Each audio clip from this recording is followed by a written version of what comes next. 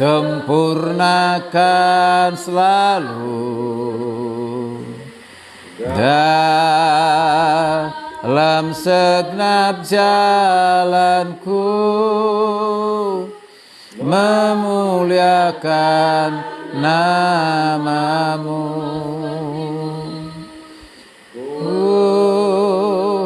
Mau sepertimu Yesus,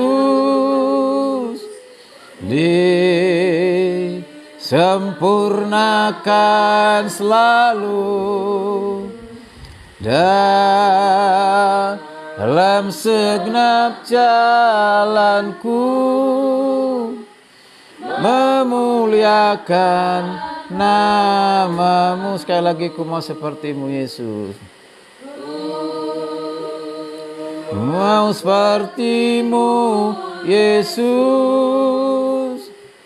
disempurnakan selalu dalam segenap jalanku,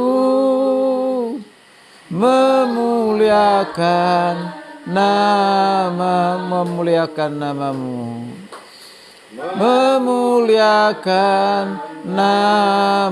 Sekali lagi, memuliakan namamu, memuliakan namamu. Mari kita berdoa. Itulah kerinduan hati kami Tuhan. Kami mau seperti Yesus, disempurnakan, terutama dalam karakter Yesus yang penuh kasih sayang, penuh dengan pengampunan, dan penuh dengan kebenaran. Kami bersyukur karena Tuhan Yesus sampai saat ini boleh mengasihi kami, mencintai kami. Terima kasih Tuhan, kembali bersama-sama berkumpul di kelompok itu bersama di Taman Alamanda ini karena kasih Tuhan. Bentar kami bersama-sama akan membaca, merenungkan kebenaran firman-Mu. Tuntun kami untuk boleh mengerti, bukan saja mengerti, tapi kami dapat menerimanya, melakukan, mengerjakan, menjadi pengalaman dalam kehidupan kami, disaksikan, dilihat oleh orang lain, sehingga Tuhan dipermuliakan. Sekali lagi, tuntun kami ya Roh Kudus, supaya kami boleh mengerti akan kebenaran firman-Mu. Terpujilah nama Tuhan Yesus, firman yang hidup. Kami telah berdoa dan mengucap syukur, dan setiap kita yang siap mendengar firman Tuhan berkata dengan semangat, amin. Shalom. Shalom. Oke, selamat pagi buat kita semuanya. Puji Tuhan, kembali kita pagi ya, malam. Salah. Selamat malam. Ya, selamat malam. Cepat banget ingin pagi. Puji Tuhan, hari ini kita kembali kita mendengarkan firman Tuhan yang dahsyat, yang luar biasa. Mengapa? Karena kita hidup itu sampai saat ini karena firman ya. Kita buka Kolose. Kita Kolose pasal yang pertama. Kolose pasal yang pertama, ayatnya yang 15 sampai ayat yang ke-23. Kolose pasal yang pertama, ayat yang ke-15 sampai ayat berapa? 23. Ya, kita baca ya, mulai dari ujung sana. Siapa yang paling ujung? Ya, 15, 16 sampai ke sini. Ya. Udah disiapkan suara baca yang kencang. Nah, kalau yang di TikTok bisa buka Alkitab sendiri ya. Oke, baik, sudah.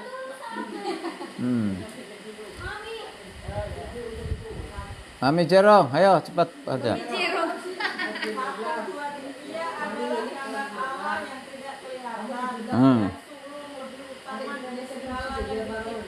Ya. Karena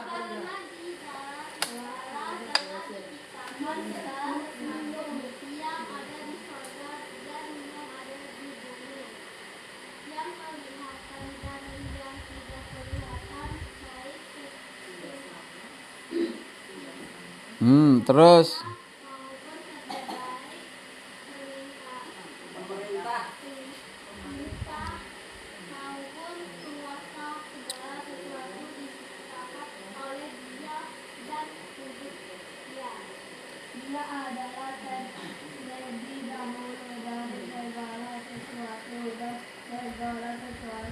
ada di dalam Dia. Oke. Yang kencang, Nesia.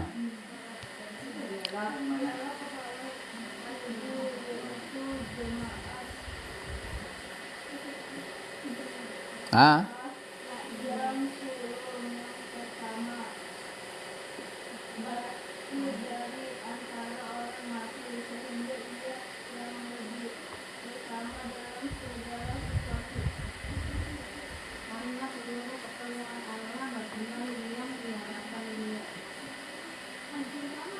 Ayat 20.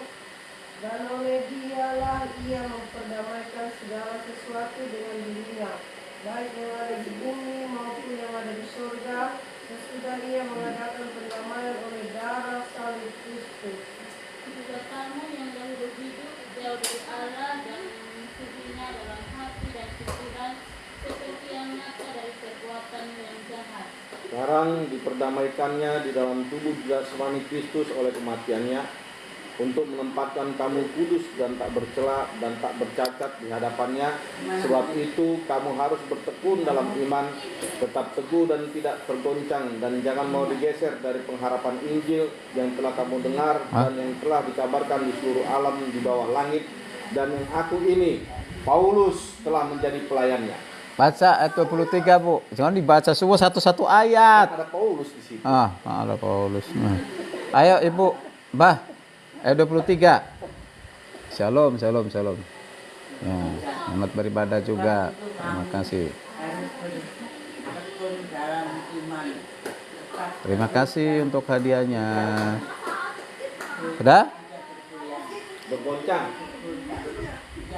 dan jangan mau digeser digeser dari pengharapan Injil yang telah kamu dengar dan yang telah dikabarkan di seluruh alam di bawah langit. Oke. Dan yang aku ini Paulus telah menjadi Ya.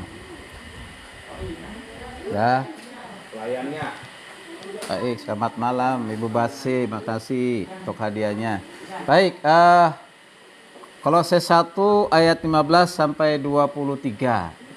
Ya, kita belum masuk ke dalam PA atau pendalaman Alkitabnya di pengantar. Perhatikan ada di grup King Me ya, dan juga di grup KTB. Itu adalah karakter seorang murid. Karakter seorang murid. Ya. Nah, murid itu pasti belajar dari siapa? Gurunya. Ya, dari gurunya. Berarti guru itu harus bisa menjadi teladan yang bisa ditiru.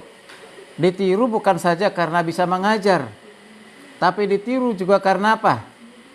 Karena karakternya. Maka seorang murid harus mengenal siapa gurunya. Dan sebaliknya, guru pasti lebih mengenal siapa muridnya. Nah, kita ini semua adalah murid siapa? Kristus. Ya, murid Kristus. Nah, guru kita siapa? Adalah Tuhan Yesus. Dia guru yang agung. Tapi ingat, Yesus bukan hanya guru. Ya, itu pentingnya kita mengenal siapa Yesus yang adalah sang guru itu. Semakin kita mengenal Yesus, maka kita menjadi murid ya Kristus yang setia, murid Kristus yang menyenangkan, murid Kristus yang terus-menerus mencintai, mengasihi siapa? Tuhan. Nah, jadi apa yang mau kita contoh dari Yesus itu adalah karakternya. Ya, karakter Kristus. Tadi manusia yang paling sempurna di dunia ini, karakternya itu adalah Yesus, tidak ada yang lain, siapapun dia. Termasuk rasul-rasul, termasuk Paulus, termasuk para pendeta, termasuk Paus, siapapun, tetap Yesus di atas segalanya, sempurna. Dia punya karakter, ya, karena dia adalah Allah itu sendiri, tapi dia adalah manusia, ya. Nah, mari kita lihat bersama-sama bagaimana kita bisa mengenal Kristus itu. Tentu kita harus mengenal, maksudnya bagaimana kita menjadi seorang murid Kristus yang baik, yang berkarakter Kristus, tadi saya katakan kita harus mengenal dulu siapa Yesus. Karena nanti dalam 10 minggu ke depan kita punya topik itu ya, yaitu membentuk karakter seperti karakter Kristus. Ada 10 bahan ya, 10 kali pertemuan saya sudah share. Nah, yang pertama hari ini di bab 1 itu adalah kita harus tahu dulu ketuhanan Kristus. Mengapa kita penting mengetahui ketuhanan Yesus? Dengan mengetahui, memahami ketuhanan Yesus, ya, maka kita akan selamanya mempertuhankan Yesus. Sehingga kita tidak salah di dalam kehidupan kita beriman ya kepada Allah yang lain, tapi beriman di dalam Yesus Kristus. Nah, di situ ada pertanyaan begini. Pernahkah kamu mengalami kehilangan yang sangat berat, bahkan membuat segalanya menjadi seperti berarti buatmu? Pernah nggak? Pernah mengalami kehilangan. Dan ketika mengalami kehilangan itu sangat berat, membuat kita apa? Membuat kita apa? Stres, depresi, bahkan ada yang hampir gila, bunuh diri. Ya, bunuh diri. Nah, siapapun mungkin pernah mengalami hal yang demikian. Ya, begitu beratnya menghadapi setiap persoalan masalah yang ada di dalam kehidupan kita. Nah, kita tidak akan pernah mungkin mampu melewati semuanya itu kalau kita tidak punya kekuatan. Ya, kekuatan kita itu adalah dari Tuhan. Makanya kita perlu mengenal siapa Tuhan kita. Ya. Kita beda dengan manusia dunia yang lain yang tidak mengenal Tuhan. Tuhannya apa? Tuhannya apa? Uangnya. Tuhannya apa? Dunia, kemegahannya, hartanya, popularitasnya, usahanya, itu menjadi Tuhannya. Nah, itu semua jadi berhala. Ya. Nah, kalau Tuhan kita tentu tidak seperti itu. Maka hari ini kita mau belajar bersama-sama. Ya, belajar bersama-sama ketika kita ada di tengah-tengah dunia ini sekarang ini. Ya, bagaimana kita menghadapi setiap persoalan masalah yang ada ditentukan oleh pengenalan kita akan Tuhan. Yaitu pengenalan yang baik dan benar. Jadi tidak cukup hanya baik, harus benar. Karena ada yang lain juga mengenal dengan baik, tapi belum tentu benar. Kita harus baik dan benar. Itulah sebabnya hari ini kita mau mengenal Yesus Kristus yang adalah Tuhan, yang adalah Juru Selamat. Nah, dari pembacaan kita dari Kolose 1 ayat 15 sampai 23 itu dasar yang kuat, dasar yang sangat kuat untuk mengenal bahwa Yesus itu adalah Tuhan. Dan sekaligus juga mengenal bahwa Yesus itu adalah manusia sejati. Ya, manusia sejati. Ya, dia Allah sejati dan juga manusia sejati.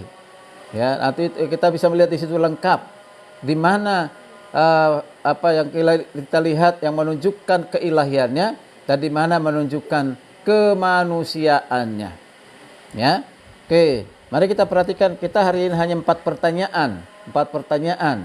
Itu sudah mewakili untuk kita bisa mengenal dasar yang kuat tentang keilahian ataupun kealahan bahwa Yesus Kristus adalah Tuhan. Di ayat 16 tadi. Nah, perhatikan di ayat 16. Kolose 1 ayat 16 saya ulang lagi ya, perhatikan ya, supaya kita bisa jawab ya. Dikatakan apa di situ? Karena di dalam Dialah diciptakan segala sesuatu yang ada di sorga, yang ada di bumi, yang kelihatan dan yang tidak kelihatan, baik singgasana maupun kerajaan, baik pemerintah maupun penguasa, segala sesuatu. Perhatikan, segala sesuatu diciptakan oleh Dia untuk Dia. Di situ ada berulang kali kata Dia, oleh Dia, dari Dia, oleh Dia, untuk Dia. Siapa itu maksudnya Dia itu? Ya, Nesia, kenapa kamu nggak? Ya, ayo serius ya. Oke, nah, perhatikan ya, dari kecil sudah harus mengenal siapa Yesus. Di luar sana, tiap pagi mereka rajin membaca kitab suci mereka. Anak-anak itu sebelum sekolah itu, saya lihat di samping sana. Tiap pagi sebelum mereka sekolah ya, Tadi kita tidak tiap pagi ya. Oke. Baik, serius ya. Perhatikan di ayat 16 itu ada kata dari dia, oleh dia, untuk dia. Dia itu menunjukkan kepada siapa? Siapa? Hah? Halo? Ya, harus jelas. Siapa Tuhan ya? Tuhan Yesus. Kan di atas itu udah dibuat temanya, udah jelas. Keutamaan Kristus. Ya, Kristus. Nah, siapa dia itu? Udah jelas dikatakan siapa dia itu. Dikatakan apa? Dia dikatakan apa? Telah menciptakan segala sesuatu. Wow. Jadi Yesus itu dikatakan oleh Alkitab pencipta. Pencipta segala sesuatu. Bahkan jelas dikatakan baik yang ada di mana? Di sorga. Maupun yang ada di bumi. Nah, yang kelihatan dan yang tidak kelihatan. Sekarang apa yang ada di sorga? Menciptakan sorga berarti apa yang ada di sorga? Para malaikat. Ya, kalau ada Tuhan di sana, Tuhan itu bukan ciptaan. Lalu apa yang ada di bumi? Hah? Apa yang ada di bumi? Hah? Ada laut, ada gunung, ada apa lagi? Manusia, ada tumbuh-tumbuhan, ada hewan, dan semuanya yang kelihatan yang ada di bumi. Dikatakan itu diciptakan oleh siapa tuh? Tuhan di dalam Yesus Kristus. Tapi kalau orang tidak memahami, orang gila itu mengajarkan demikian. Yesus kan baru ada 2000 tahun yang lalu. Kalau orang tidak memahami itu, Yesus lahir dari Maria, bagaimana dia bisa menciptakan? Betul kan? Orang Kristen jangan sampai terjebak dengan hal seperti itu. Yesus itu lahir dari Maria, bagaimana dia bisa menciptakan? Nah, ini mengapa? Karena dia hanya memahami dari mana? Sisi manusianya. Jadi sebelum Yesus datang ke dunia, sebelum dia lahir dari Bunda Maria, dia sudah ada di dalam kekekalan. Karena dia adalah Allah, ya. Dan menjadi manusia yaitu pada saat dia lahir di mana? Di Bethlehem melalui siapa? Maria. Nah, disitulah berinkarnasi, ya. Oke, jadi jelas ya. Ditekankan lagi di berikutnya ya. Nah, yang tidak kelihatan dan yang kelihatan. Apa yang kelihatan dan tidak kelihatan? Yang tidak kelihatan dulu apa itu? Angin. Kelihatan nggak angin? Hah? Angin kelihatan nggak? Nggak. Tapi ada nggak angin? Ada. Apalagi yang kelihatan kalau dari makhluk? Apalagi? Ya tadi malaikat. Lalu apa lagi? Setan, iblis. Tapi Tuhan tidak menciptakan setan, itu jadi setan yang memberontak, ya. Oke, sudah sangat jelas ya. Yang kelihatan apa?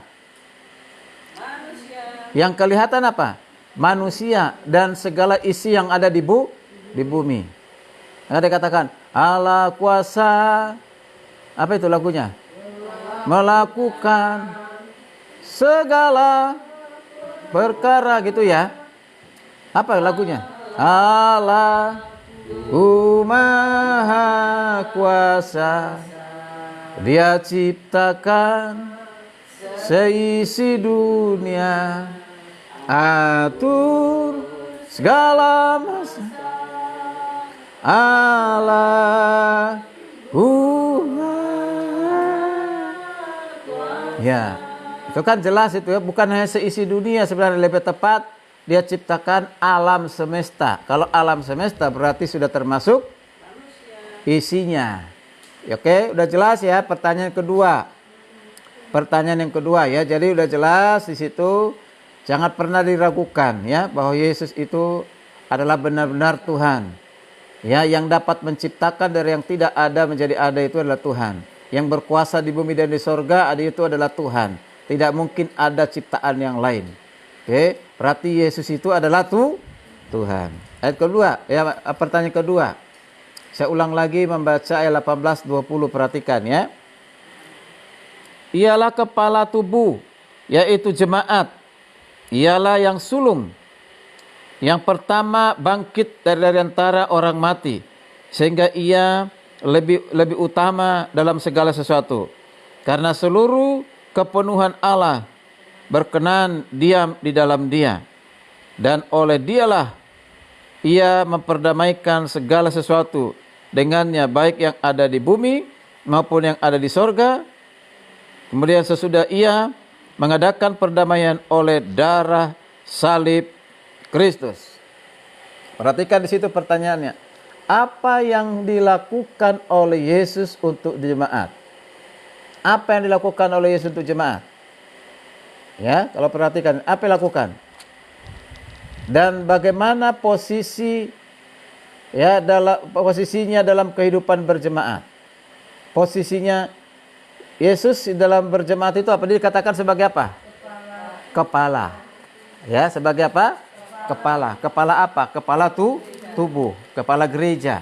Nah, jadi gereja itu disebut sebagai tubuh Kristus. Siapa kepalanya adalah Kristus. Siapa tubuhnya adalah jemaat. Ya, jemaat. Jadi kepala dan tubuh itu tidak bisa terpisahkan. Sama seperti kita. Kita punya kepala nggak? Punya. Punya tubuh nggak? Kalau kepala terpisah dari tubuh, apa yang akan terjadi? Mati. Nah kan? Ada nggak manusia tanpa kepala? Nggak ada. Ngerikan ya kalau lihat di jalan malam-malam gitu ya. Itu ya. Nah, itu manusia. Mana kepalanya nggak ada? Ada manusia tanpa kepala. Nah, itu hanya mimpi atau mitos. Tidak ada. Artinya, ya kita melihat di sini kepala dan tubuh itu bersatu dalam satu kesatuan. Nah, Yesus yang adalah kepala gereja adalah satu kesatuan dengan tubuhnya. Siapa? Tubuhnya siapa? Jemaat. Jadi tidak satu pun yang bisa memisahkan jemaat dari Kristus. Tidak, Kristus itu adalah kepala yang terus menjaga memelihara siapa? Jemaatnya.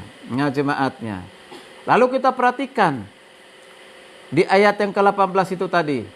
Apa yang dilakukan oleh ayat 18 sampai 19 itu? Apa yang dilakukan Yesus bagi jemaatnya?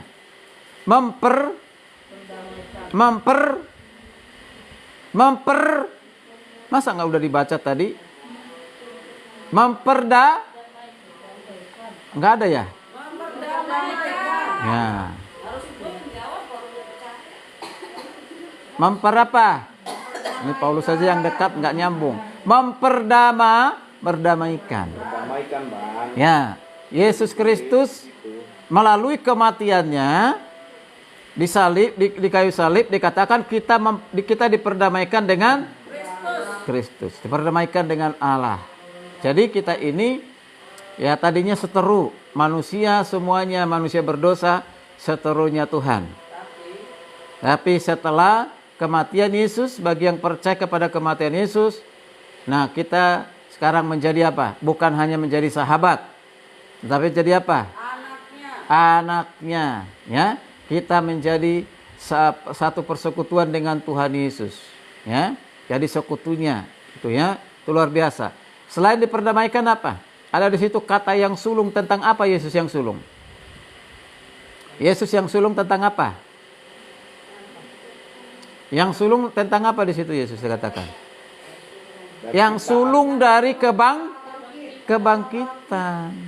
Yang pertama bangkit dari kematian. Ya, maka itulah dasar kebangkitan tubuh Kristus. Dasar kebangkitan jemaat. Kalau Yesus tidak bangkit dari kematian, maka tidak mungkin ada kebangkitan kita ini. Tidak ada kebangkitan orang-orang percaya. Ya. Tapi karena Yesus bangkit dari kematian yang baru saja kita rayakan 2 minggu yang lalu, itu menjadi dasar kebangkitan kita. Jadi didahului oleh siapa? Didahului oleh siapa? Yesus. Saya bayangkan itu nanti kalau pas Yesus datang membangkitkan orang-orang mati yang sudah percaya kepada Kristus itu luar biasa. Ya. Kapan itu terjadi kita tidak tahu, tapi itu pasti terjadi. Itulah dikatakan jelas di sini ya. Itulah yang dilakukan oleh Tuhan Yesus. Makanya kalau kita tidak serius mengering Tuhan Yesus, keterlaluan. Ya, mengapa keterlaluan? Karena Tuhan sudah memperdamaikan kita dengan dirinya, memperdamaikan kita dengan Kristus, lalu mempersiapkan kebangkitan bagi kita yang percaya itu kebangkitan untuk hidup selama-lamanya. Bahkan tubuh kemuliaan yang dimiliki oleh Yesus suatu saat menjadi tubuh kemuliaan yang kita miliki juga. Itu hebat ya. Kalau sekarang ini tubuh ini sakit-sakitan. Ya, lutut terbentur aja sakitnya luar biasa. Sudah sakit menghindar-hindari, jangan menghindari supaya jangan terbentur di sini. Ternyata malah terbentur, tambah sakit lagi. Yang sakit tambah sakit. Ya, itulah fisik yang penuh dengan keterbatasan. Ya, gampang sakit ya. Tapi nanti ya tidak lagi tubuh yang sakit. Ya, itu luar biasa. Oke, pertanyaan yang ketiga. Mudah-mudahan ya bisa nanti dievaluasi minggu depan, tahu jawabannya, jawaban pertama, jawab kedua sebelum masuk ke topik yang kedua ya. Kan ditanya, siapa yang bisa jawab dikasih hadiah oleh Tuhan Yesus, dikasih hadiah juga oleh Ibu Gembala. Ya. Oke.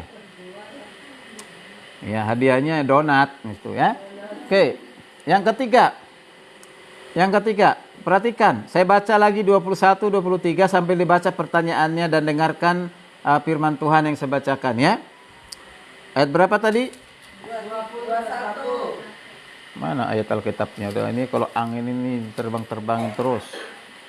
21. Nah, kipasnya saya disingkirkan arah ke sana. 21 saya baca ya, perhatikan. Juga kamu yang dahulu hidup dari Allah, ya hidup jauh dari Allah maksudnya. Dahulu kamu ya hidup jauh dari Allah dan yang memusuhinya di dalam hati dan pikiran seperti yang nyata dari perbuatanmu yang jahat. Sekarang diperdamaikannya di dalam tubuh jasmani Kristus oleh kematiannya untuk menempatkan kamu kudus dan tak bercacat bercela dan tak bercacat di hadapannya. Nah, ini tulisannya terlalu kecil. Oke, nah kita perhatikan ayat yang kita baca tadi itu ya. Nah, di situ ada pertanyaan. Bagaimana hidup manusia sebelum diperdamaikan dengan Allah? Jauh dari Allah. Bahkan dikatakan apa? Musuh. Berarti itu seteru. Ya, seterunya Tuhan. Tahu artinya seteru itu apa? Lawan. Ya, musuh. Lalu perhatikan, mengapa Yesus harus memperdamaikan manusia dengan Allah? Mengapa Yesus harus mendamaikan manusia dengan Allah? Yuk. Hah? Mengapa?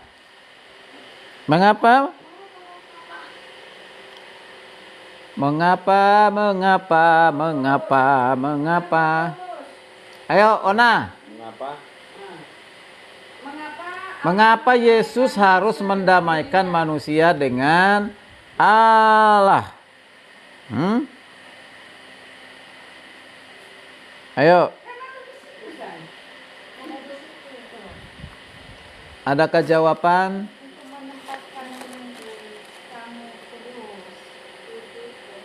Mengapa kita harus diperdamaikan oleh Allah? Karena kita orang berdosa. Hah? Tapi menurut itu apa?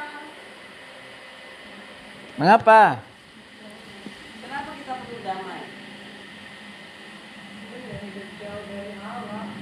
Yesus harus mendamaikan manusia dengan Allah karena hubungan antara manusia dan Allah telah rusak oleh dosa. Karena manusia Oleh dosa. Karena manusia berdosa perlu Dalam teologi didamaikan Kristen, dengan Allah. dosa memisahkan manusia dari Allah yang kudus dan adil. Karena manusia tidak mampu menyelamatkan dirinya sendiri. ya bisa juga seperti itu. Tapi kalau kita lihat dari konteks yang kita baca hari ini apa? Nah, dalam konteks itu tertulis dosa merusak hubungan manusia dengan Allah. Ya karena kita ini jauh dari Allah, musuhnya Allah. Nah, itu akibat dari apa? Dari dosa. Maka tidak ada jalan lain untuk memperdamaikan kita dengan Allah selain di dalam siapa? Yesus, yaitu melalui kematiannya di kayu salib. Dan untuk apa kita diperdamaikan? Ya, coba, untuk apa kita diperdamaikan? Coba di situ. Ada kata disebut tidak bercela dan tak bercacat. Coba. Di situ dia katakan apa? Baca lagi, Mama Nesia, yang kencang. Untuk menempatkan kamu kudus dan tak bercela dan tak bercacat di hadapannya. Ya, untuk apa? Untuk menempatkan kamu kudus. Supaya kita kudus, tidak bercela dan tidak bercacat di hadapannya menjelang kedatangan Tuhan. Artinya, ini sekarang ini kita sedang menanti kedatangan Tuhan. Menjelang kedatangan Tuhan. Tuhan mau supaya kita hidup kudus, tidak bercela, tidak bercacat. Nah, supaya kita berkenan. Kalau kita tidak berkenan, nanti kita nggak ikut diangkat, dibangkitkan. Ya, nah ini sudah sangat-sangat jelas sekali. Lalu dikatakan pertanyaan yang keempat. Melihat Yesus yang sudah kita pelajari sejauh ini, bagaimana seharusnya sikap kita kepadanya? Ayo. Bagaimana? Kita kan sudah tahu tadi dikatakan Yesus itu pencipta. Dalam segala sesuatu diciptakan dalam Dia.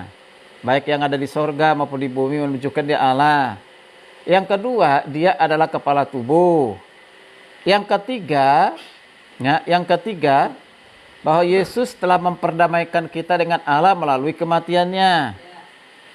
Nah, kalau kita sudah tahu semua itu, lalu sikap kita bagaimana kepada Tuhan Yesus? Hah? Bagaimana sikap kita terhadap Yesus? Ayat 23. Baca. Sebab itu kamu harus bertekun dalam iman. Ya. Teguh dan tidak bergoncang. Dan jangan mau digeser dari pengharapan Injil yang telah kamu dengar dan yang telah dikabarkan di seluruh alam di bawah langit dan yang aku ini. Ya. Jadi supaya kita bertekun di dalam iman. Apa artinya bertekun di dalam iman? Berarti percaya kepada Tuhan Yesus dalam segala situasi kondisi apapun. Ada hambatan, ada tantangan, ada godaan, ada ujian, tetap percaya kepada Yesus. Sekali Yesus, tetap Yesus. Ya, begitu ya. Sekali Yesus, tetap Yesus. Selamanya Yesus. Ya. Itu nyanyikan dulu lagu itu menjadi penutup. Ya. Yesus, selamanya Yesus. Terus harapanku dengan goyah, harapanku tidak akan goyah. Dan seterusnya, karena kasihnya aku ada. Ya. Puji Tuhan. Sekarang kita masuk ke ayat hafalan. 1 Yohanes 2 ayat 6. 1 Yohanes 2 ayat 6. Ada di bawah itu. Sudah baca. 1 Yohanes 2 ayat 6. Nanti tolong diingatkan supaya ditanya minggu depan. Ya. Sudah? Baca bersama-sama 1 Yohanes 2 ayat 6. 2, 3 ya. Siapa yang mengatakan bahwa ia ada di dalam Dia, ia wajib hidup sama seperti Kristus telah hidup. Wow.